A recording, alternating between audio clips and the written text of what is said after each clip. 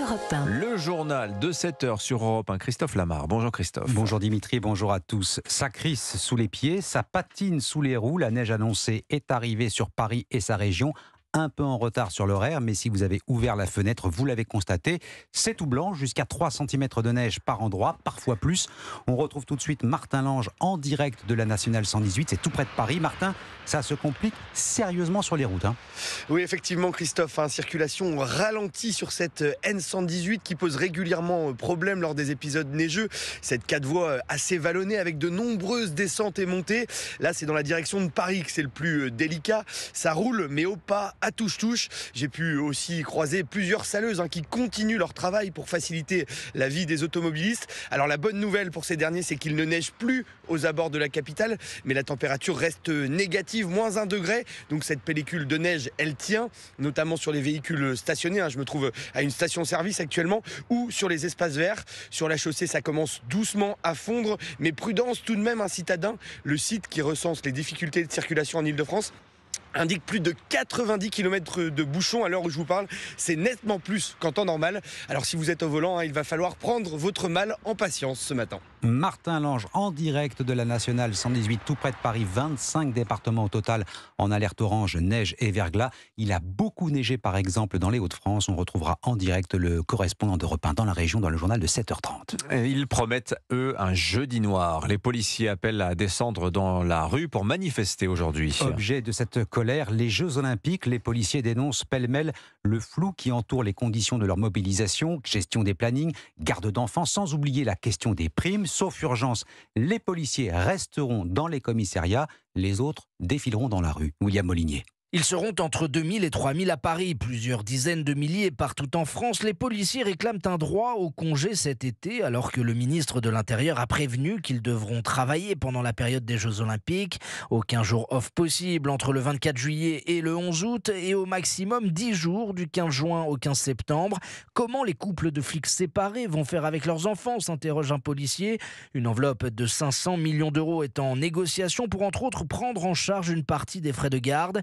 Par ailleurs, une prime JO est actuellement discutée avec les syndicats qui souhaiteraient faire passer le plafond à 2000 € contre 1500 aujourd'hui.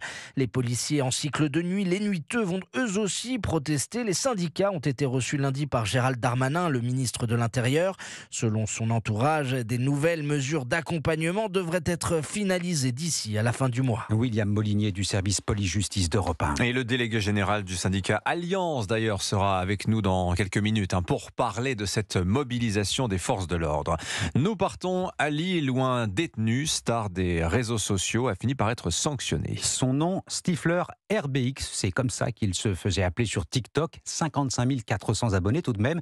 Une trentaine de vidéos enregistrées sur son portable et publiées depuis sa cellule. Mais oui, les surveillants du centre pénitentiaire ont fini par être entendus. Stifler a été sanctionné et les portables, parce qu'il y en avait plusieurs, saisis. Lionel Gougelot, correspondant d'Europe 1 à Lille.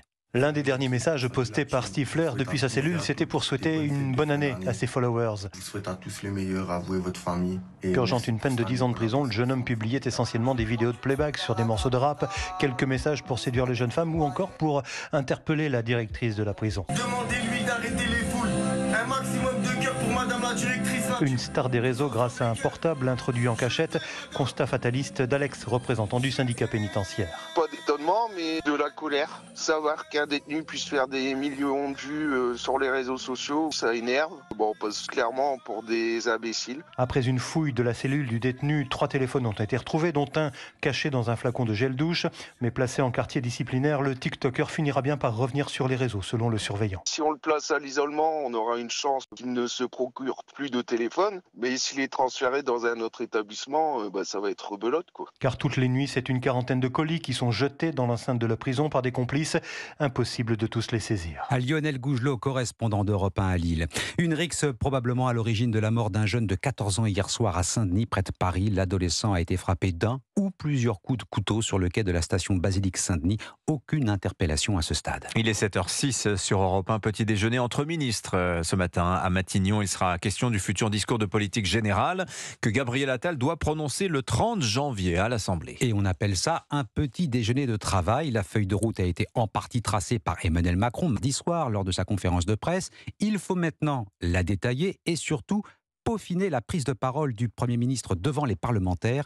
Exercice difficile, mais incontournable, Arthur Delaborde. C'est l'étape qui va l'installer comme chef de la majorité et pour la préparer, Gabriel Attal veut écouter les membres de son équipe. L'avantage d'avoir un gouvernement resserré, c'est qu'on a plus de temps pour parler des questions politiques, se félicite un proche du Premier ministre. Gabriel Attal n'engagera pas la responsabilité de son gouvernement lors d'un vote de confiance à l'occasion de son discours de politique générale. Le jeu n'en vaut pas la chandelle pour le Premier ministre qui doit composer avec une majorité relative à l'Assemblée.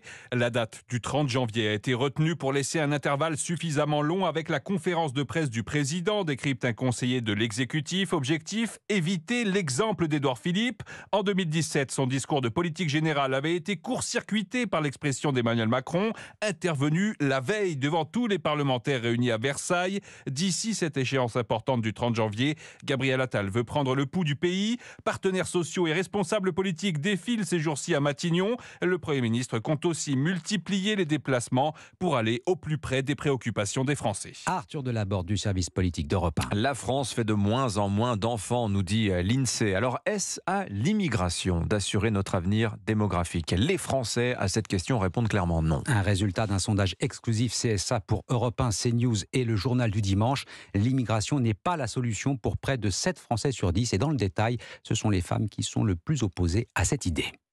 Inquiétude en Angleterre également autour de la santé des membres de la famille royale. C'est tout d'abord le roi Charles III, opéré prochainement d'une hypertrophie de la prostate, intervention qualifiée de bénigne. C'est ensuite la princesse Kate, hospitalisée 2 semaines pour des douleurs abdominales.